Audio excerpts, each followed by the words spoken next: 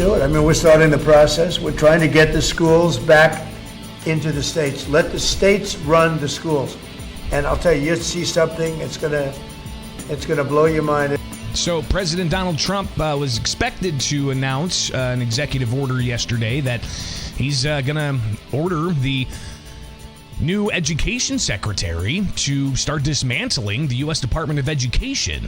And what would that exactly look like? We're not sure yet, but it was something he campaigned on. And he even said in the past that if the Department of Education's closed, the money saved from that bureaucracy would be sent back to states. Well, Governor J.B. Pritzker reacting to that. I also got State Representative Chris Miller to react to it. It's right here with Illinois in Focus Daily. I'm Greg Bishop, and we like taking a look at what's going on in Washington because it very much impacts you, especially as you pay taxes to the federal government, not just to the state government. And that money gets back to us somehow, but there's levels of bureaucracy that can skim off the top. And there's also mandates that come down from a federal level onto state level, and some people have problems with that, including President Donald Trump. So let's hear what he had to say yesterday. He signed a variety of different executive orders. One being a cryptocurrency Bitcoin reserve. I did not know how much Bitcoin the federal government has from criminal seizures, but it's like 200,000 Bitcoin or something.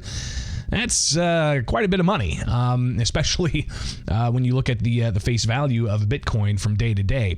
So that was one executive order he signed yesterday. He signed others, with appointments and sub-appointments and things like that.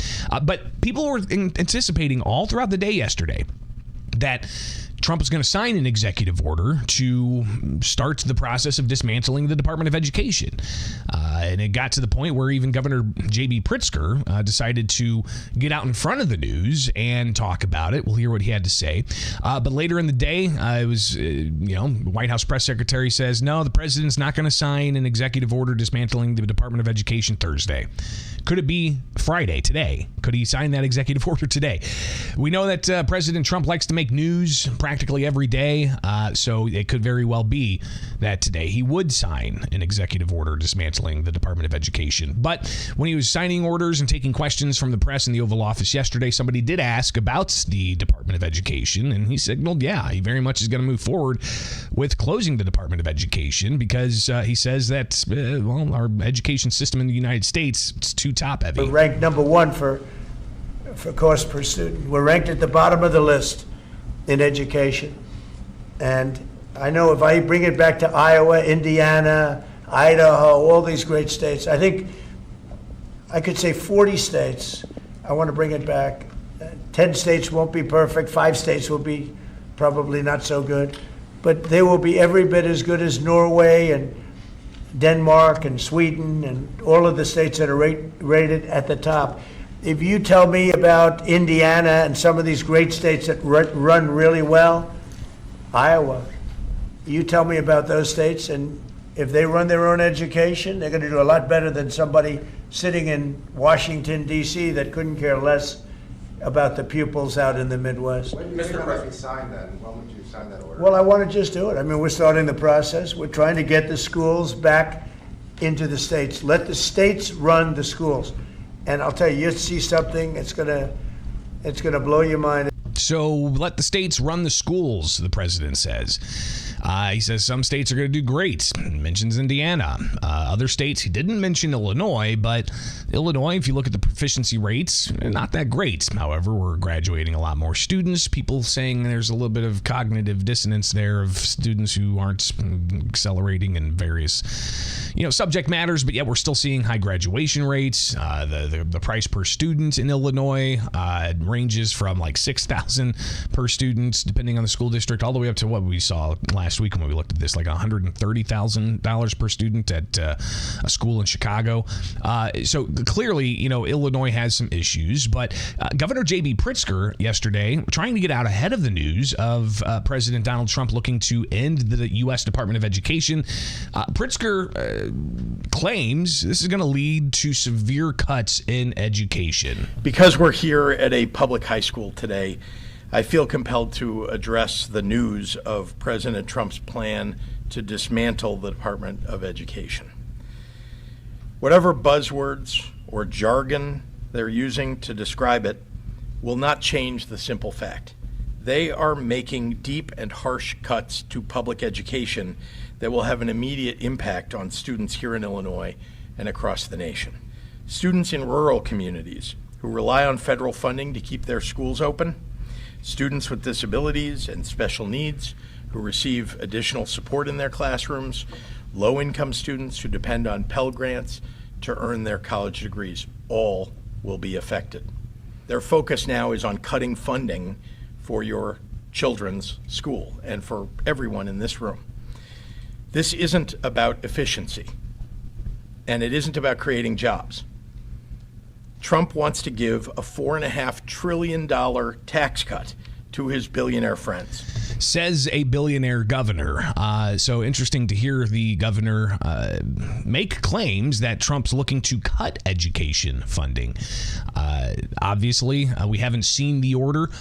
We haven't seen the spelling out of, are we going to cut education funding? Are we going to take the money saved from the bureaucracy and just put it towards the national debt? Are we going to take the money saved from the bureaucracy and give rebates to taxpayers? Are we going to take the money saved from ending the bureaucracy and actually push it back into the states, which is something that Trump has said that he would do when he was campaigning to close the U.S. Department of Education. Again, he campaigned on this, got elected with not just the Electoral College, but also the popular vote. So obviously it's a mandate that he feels he has, and he's moving forward with it. When exactly that trigger is going to be pulled, not too sure. But obviously the governor here in Illinois raising a red flag, saying that he anticipates is going to mean a cut in education funding, and it's going to hurt children with disabilities and rural schools and Pell Grants and things like that. I had to get a response from a Republican at the Illinois State House yesterday. So I touched base with Republican State Representative Chris Miller, who's the husband of U.S. Representative Mary Miller, very much Trump allies. And Representative Miller, Chris Miller, he when I asked him his thoughts on closing the Department of Education and the Democrats' response, he went off on the Democrats in general. Well, I think that it's pretty interesting when we see the interesting part of all this is the reaction we're seeing from the left side of the aisle and some of the radical Democrats. I mean, it's obvious from listening to the rhetoric on the House floor, listening to the governor that there's a real serious problem these guys have, and it's called Trump derangement syndrome, or TDS. And I know last week I'd offered counseling service and all kinds of things for them to come and enjoy.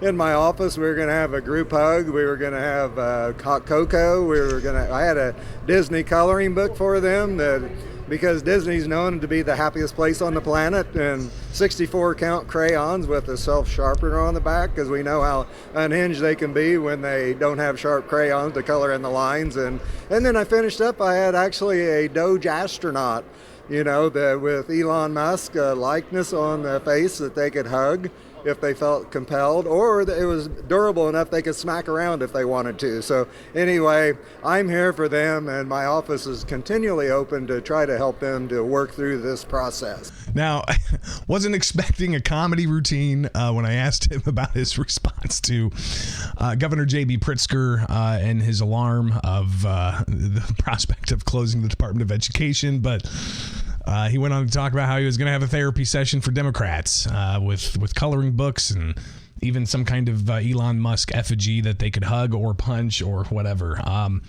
But I had to get back the substance, right? The policy issue here.